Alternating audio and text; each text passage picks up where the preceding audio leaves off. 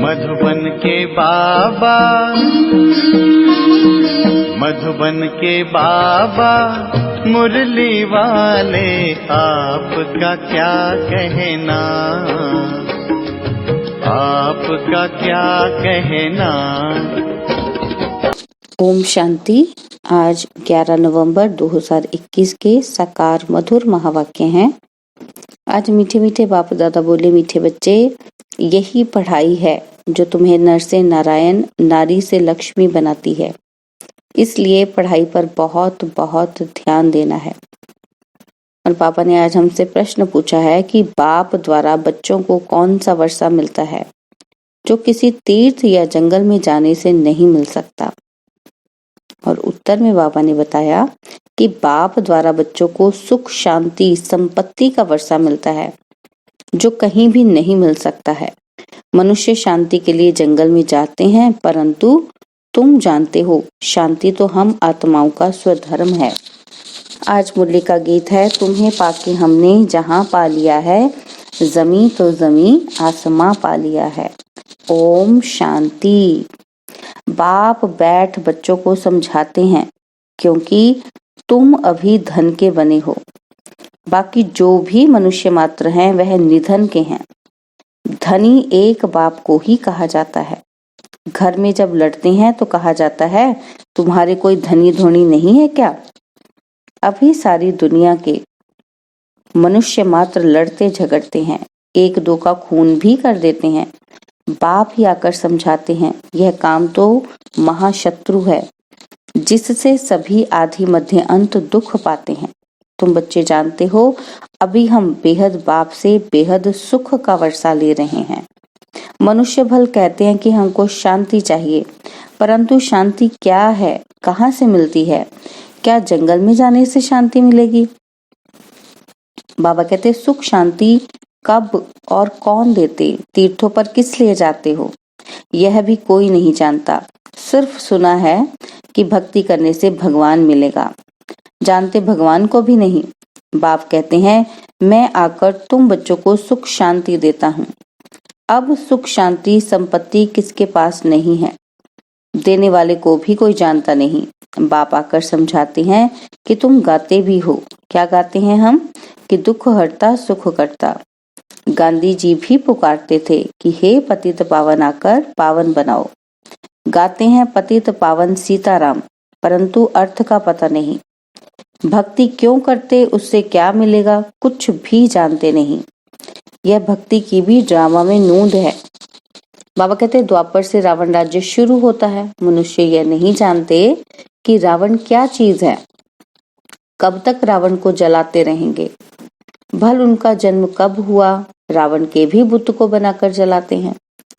आत्मा कभी जलती नहीं। यह सब बातें तुम बच्चे ही जानते हो। बाबा कहते, आज से 5000 वर्ष पहले भारत स्वर्ग था। इन लक्ष्मी नारायण का राज्य था। लक्ष्मी नारायण को ही भगवती भगवान कहा जाता है। फिर त्रेता में राम का राज्य था। उनको ये राज्य कैसे मिला, फिर वह राज्य कहाँ गया, यह कोई नहीं जानते। अर्थात रचना के आदि मध्य अंत को कोई जानता ही नहीं। तुम इस नॉलेज से स्वर्ग के मालिक बनते हो। स्कूल में पढ़ाई से कोई वकील, जज बनते हैं, लक्ष्मी नारायण नहीं। बाबा कहते, ये किस पढ़ाई से पद पाया, ये किसी को पता नहीं। भगवानुवाच, भगवान क्या कहते हैं कि मैं तुमको राजयोग सिखलाता हूँ। ऐसा कोई नहीं होगा जो कहे कि मैं तुमको यह बनाता हूँ। तुम बच्चे जानते हो। क्या जानते हैं हम? कि यह लक्ष्मी नारायण की डिनास्टी इस पढ़ाई से बनी है। दुनिया इन बातों को नहीं जानती। सत्य के लिए भी कह देते लाखों वर्ष, तो यह जाने कैसे कि लक्ष्मी नारायण कहाँ गए? देख भी रहे हैं कि भारत में ही लक्ष्मी नारायण के बहुत चित्र हैं, ढेर मंदिर बने हुए हैं। समझते हैं इनसे हमको धन मिलेगा। महालक्ष्मी से हर दीपमाला पर धन मांगते हैं, परंतु साथ में जरूर नारायण भी होगा। दीपमाला पर पूजा करेंगे, फिर उनकी अल्पकाल सुख की भावना पूरी होती है तो समझते हैं कि लक्ष्मी से धन मिलता है। वास्तव में लक्ष्मी नारायण दोनों हैं। लक्ष्मी महालक्ष्मी कोई अलग अलग नहीं है। यह बातें मनुष्य नहीं जानते, बाबा ही समझाते हैं। क्या समझाते हैं बाबा? बाबा कहते आजकल मनुष्य तो कह देते कि ईश्वर पत्थर भीतर में है। बाप कहते हैं सब पत्थर बुद्धि हैं, पारस बुद्धि तो सत्युग में है। जब लक्ष्मी नारायण का राज्य था तो सोने हीरे के महल थे। 5000 वर्ष की बात है। शास्त्रों में कल्प की आयु लाखों वर्ष लिख दिया है। बाप कहते हैं ये भक्ति मार्ग में सीढ़ी नीचे उतरनी पड़ती है। ड्रामा अनुसार जब दुर्गति को पाए तब मैं आऊं और आकर नई दुनिया बनाऊं। अभी तुम बच्चे नई दुनिया के मालिक बनने के लिए राजयोग सीख रहे हो। तुम जानते हो इस महाभारत लड़ाई से पुरानी दुनिया का विनाश होगा। यह ड्रामा बना बनाया है। सतयुग में देवी देवताओं का राज्य था। उनको 5000 वर्ष हुए। 2500 वर्ष सूर्यवंशी चंद्रवंशी राजधानी चली। बाकी द्वापर से रावण राज्य शुरू हुआ। मनुष्य पतित बनते जाते हैं, परंतु उनको यह पता नहीं तो हमको किसने पतित बनाया? बाबा कहते हम पावन थे, पतित कैसे बने ये पता ही नहीं किसी को। बाप आकर समझाते हैं कि रावण राज्य शुरू होने से तुम पतित बनते जाते हो। रावण के जन्म को अभी 2500 वर्ष हुए हैं। शिव बाबा के जन्म को 5000 वर्ष हुए। उनको राम, उनको रावण राज्य कहा जाता है। वास्तव में राम कहना नहीं चाहिए। बाबा कहते आजकल मनुष्यों के नाम रामचंद्र, कृष्णचंद्र रखते हैं। 5000 वर्ष पहले भारत सोने की चिड़िया थी। उनको गोल्डन एज वर्ल्ड कहा जाता है। वैकुंठ था, परंतु कहाँ था यह नहीं जानते। आत्मा क्या है, परमात्मा क्या है, सृष्टि क्या है, बाबा कहते कुछ भी नहीं जानते। तब उनको कहा जाता है तुच्छ बुद्धि। ऋषि मुनि रचता और रचना के आदि मध्य अंत को नहीं जानते। तब तो कहते हैं नेति नेति, ना बाप को ना वर्षे को जानते। बाप द्वारा जो वर्षा विश्व की राजाई मिलती है उनको भी नहीं जानते। अभी सारे सृष्टि के आदि मध्य अंत को तुम जानते हो, तो तुम डबल आस्तिक ठहरे। लोगों को तो यह भी मालूम नहीं कि शांति किससे और कहाँ से मिलेगी। सन्यासियों के पास जाकर कहते हैं कि हमको शांति चाहिए।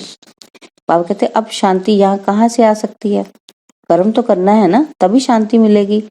बाबा कहते शांति तो मिलेगी शांति धाम में। अगर घर में एक अशांत होगा तो भी सारे घर को अशांत कर देगा। शांति मिलती है स्वीट होम में। फिर वहां से हम आत्माओं को बाप भेज देते हैं पाठ बजाने के लिए नई दुनिया में। बाप दोजक में थोड़ी भेजेगा। दोजक माना नर्क। बाबा कहते हैं नर्क में थोड़ी भेजेगा। शांति धाम से सुख धाम में जाएंगे। तुम बच्चे जानते हो ये भगवान की पाठशाला है, यह कोई सत्संग नहीं है। यहाँ भगवानुवाच है बच्चों के प्रति। निराकार शिव बाबा शरीर में प्रवेश कर तुम बच्चों से बात करते हैं। आत्मा भी शरीर में है। बाबा कहते आत्मा को जब कर्मेंद्रियां मिलती हैं तब बोलती है, सुनती है। अब आत्माओं को बाप बैठ पढ़ाते हैं, परमात्मा को बुलाते हैं कि हे पतित पावन, हे सदगति दाता, लिबरेटर, गाइड। परंतु यह नहीं जानते कि कैसे लिबरेट कर फिर गाइड बनाकर कहाँ ले जाएंगे। बाबा कहते सिर्फ बच्चे चिल्लाते रहते हैं। अब गॉड फादर आया है, तुम बच्चों को गाइड कर रहे हैं। खुद तुमको शांति धाम में ले जाते और फिर तुम आपे ही सुख धाम में चले जाएंगे।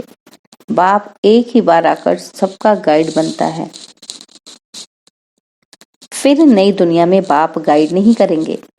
इस समय मनुष्य सब पतित होने के कारण यह नहीं जानते कि हम वापस घर कैसे जाएं। उड़ नहीं सकते। बाबा कहते भक्ति बहुत करते हैं वहां जाने के लिए, परंतु यह नहीं जानते कि हम पतित हैं इसलिए जा नहीं सकते। पतित पावन बाप आकर जब पावन बनाए तब हम जा सकें। अब बाप पावन बनाने की तुमको युक्ति बताते हैं। बाबा हमको पावन बनने की युक्ति बताते हैं। बाबा कहते हैं सबको पतित से पावन बनना ही है। अभी कितने ढेर मनुष्य हैं। सत्युग में जब देवताओं का राज्य है तो 9 लाख नए झाड़ में होते हैं। पहले थोड़े पत्ते होते हैं ना, फिर बड़ा होता जाता है। पहले एक ही धर्म वाले हैं। तुम अभी अपने को नरकवासी नहीं समझेंगे, बाकी सब है नरकवासी, परंतु अपने को समझते नहीं हैं। इस समय सूरत तो सबकी मनुष्य की है और सीरत बंदर जैसी। बड़े बड़े राजाएं भी लक्ष्मी नारायण के चरणों में झुकते हैं। अब वह कोई पतित को पावन बनाने वाले नहीं है, अथवा वह कोई रहम दिल थोड़ी है। जब कोई दुखी हो तो उन पर रहम किया जाए। रहम दिल एक बाप ही है। बाप ही आकर पत्थर बुद्धियों को पारस बुद्धि बनाते हैं। अभी तुम देवता बन रहे हो, यह है ही नर से नारायण बनने की पाठशाला। बाबा कहते ये राजयोग है। ऋषि मुनि यह नहीं जानते कि गीता का राजयोग किसने सिखाया। गीता को बिल्कुल खंडन कर दिया है। समझते हैं कृष्ण ने राजयोग सिखाया था। कहते हैं कृष्ण भगवानुवाच मन मना भव। अब कृष्ण तो परमात्मा है नहीं, वह तो सत्युग का प्रिंस है। जो ही संगम युग पर राजयोग सीख कर राजाई प्राप्त करते हैं, उनको फिर भगवान बना दिया है। ढेर मनुष्य गीता सुनते हैं, परंतु एक को भी पता नहीं कि गीता का भगवान शिव है, ना कि कृष्ण। कह देते हैं सब एक ही है। ऐसे मनुष्यों से भी माथा मारना पड़ता है। बाबा कहते 63 जन्मों से समझते आए हैं कि कृष्ण भगवान है। द्वापर से शास्त्र बने हैं, जरूर पहले पहले गीता बनी होगी। ये शास्त्र सब हैं भक्ति मार्ग के। बाबा कहते ज्ञान मार्ग का एक भी शास्त्र नहीं है। गीता है नंबर 1 और बाद में यह वेद उपनिषद बने हैं। वह भी गीता के सब बाल बच्चे हैं। वह पढ़ते पढ़ते नीचे उतरते आए हैं। अब 84 जन्म पूरे हुए। बाबा कहते अब चलना है पहले नंबर पर। अब तुम फिर सतयुगी लक्ष्मी नारायण बनने के लिए यहाँ पढ़ने आए हो। सब तो लक्ष्मी नारायण नहीं बनेंगे।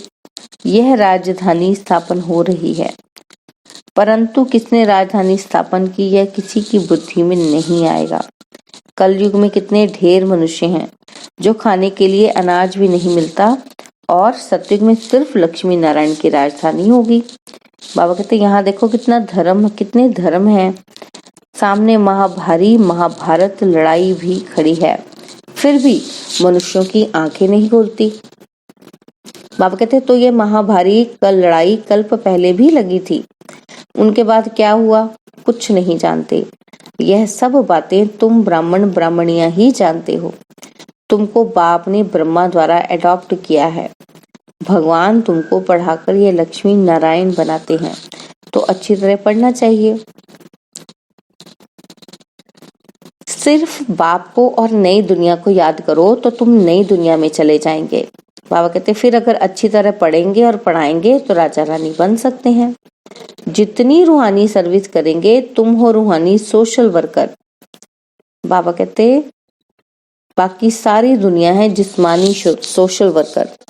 तुम आत्माओं को बाप रोज ज्ञान देते हैं, आत्माओं की सेवा करते हैं ना, उनको कहा जाता है आत्माओं की सेवा, जो सिखलाते भी हैं स्पिरिचुअल फादर। यह है मनुष्य को देवता बनाने की पाठशाला। बनेंगे भी जरूर। बाबा कहते जब तुम पढ़कर तैयार हो जाएंगे और विनाश शुरू होगा, फिर तुम भी जाएंगे। कहते हैं ना राम गयो रावण गयो, सिर्फ थोड़े रह जाते हैं। बाबा कहते जो फिर अदला बदली होते रहते हैं। फिर तुम आएंगे स्वर्ग में। तुम्हारे लिए अब नई दुनिया स्थापन हो रही है। तुम स्वर्गवासी बनने के लिए पढ़ रहे हो। यह नरक है, अब तुम हो संगम पर। अभी तुम ब्राह्मण ब्राह्मणियां नहीं बनेंगे तो वर्षा ले नहीं सकेंगे। वर्षा ब्राह्मणों को मिलता है जो एक बाप के सिवाय और कोई भी देहधारी को याद नहीं करते हैं। बाकी कुछ ना कुछ सुना तो प्रजा में आ जाएंगे। अच्छा, मीठे मीठे सिकिलदे बच्चों प्रति माता पिता बाप दादा का याद प्यार और गुड मॉर्निंग। रूहानी बाप की रूहानी बच्चों को नमस्ते। हम रूहानी बच्चों की रूहानी बाप दादाजी को दिलवा जान सिकवा प्रेम से नमस्ते। ओम शांति। प्यारे बाबा, मीठे बाबा, मेरे बाबा, शुक्रिया बाबा, शुक्रिया बाबा, शुक्रिया बाबा। धारणा के लिए मुख्य सार है। पहला पॉइंट है रूहानी सोशल वर्कर बन पढ़ना और पढ़ाना है। बाप के साथ साथ आने वाली नई दुनिया को भी याद करना है। सेकंड पॉइंट है बाप समान रहम दिल बन सबको पारस बुद्धि बनाने की सेवा करनी है। बाबा ने आज हमें वरदान दिया है कि साधनों को यूज करते हुए साधना को अपना आधार बनाने वाले सिद्धि स्वरूप भव। साधनों को यूज करते हुए साधना को अपना आधार बनाने वाले सिद्धि स्वरूप भव।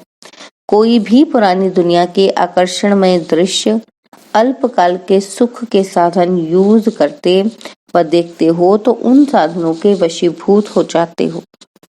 अब कहते साधनों के आधार पर साधना ऐसे है जैसे रेत का फाउंडेशन पर बिल्डिंग। इसलिए किसी भी विनाशी साधन के आधार पर अविनाशी साधना ना हो। साधना बाबा कहते जो साधन है वो निमित्त मात्र है और साधना निर्माण का आधार है। इसलिए साधना को महत्व दो तो साधना सिद्धि को प्राप्त कराएगी। स्लोगन है किसी भी कमजोरी का अंश है तो वंश पैदा हो जाएगा और परवश बना देगा। किसी भी कमजोरी का अंश है तो वो वंश पैदा हो जाएगा और परवश बना देगा। ओम शांति। और अब यह एक बहुत अच्छी वीडियो भी जरूर देखें।